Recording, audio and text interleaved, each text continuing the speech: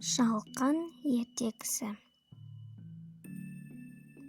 Ертеде, ешкі жүні бөртеде, баяғы бір заманда ата мен әже өмір сүріпті.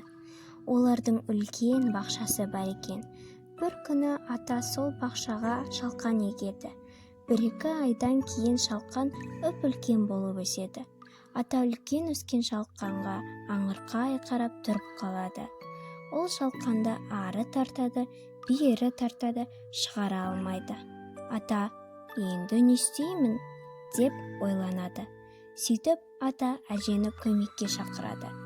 Әй кемпірім, маған көмектес дейді. Ата шалқаннан, әже атадан ұстап, ары тартады, бері тартады, шығара алмайды. Әже көмекке немересін шақырады. Қызым-ау, бізге шалқанды шығаруға көмектес, дейді.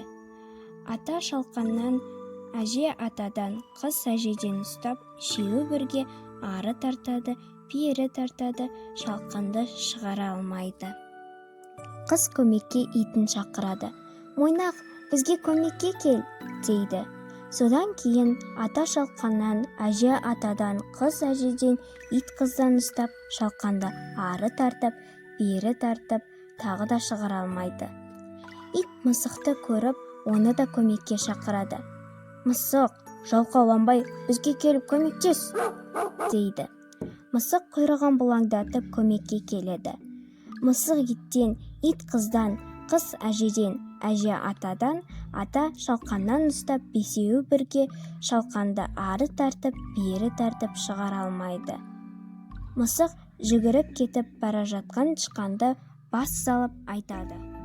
Тышқан, сен бізге көмектеспесең, сені жеп қоямын, дейді. Тышқан қорқып көмекке келеді. Тышқан мысықтан, мысық иттен, ит қыздан, қыз әжеден, әже атадан, ата шалқаннан ұстап, бәрі бірге ары тартып, бері тартқанда, ақырында сол үлкен шалқанды шығарып алады. Міне, осыдан жалғыз тірлік бітпейтінін білуге болады. Ата-бабамыз бірлік болмай тірлік болмас деп бекер айтпаған. Соңы.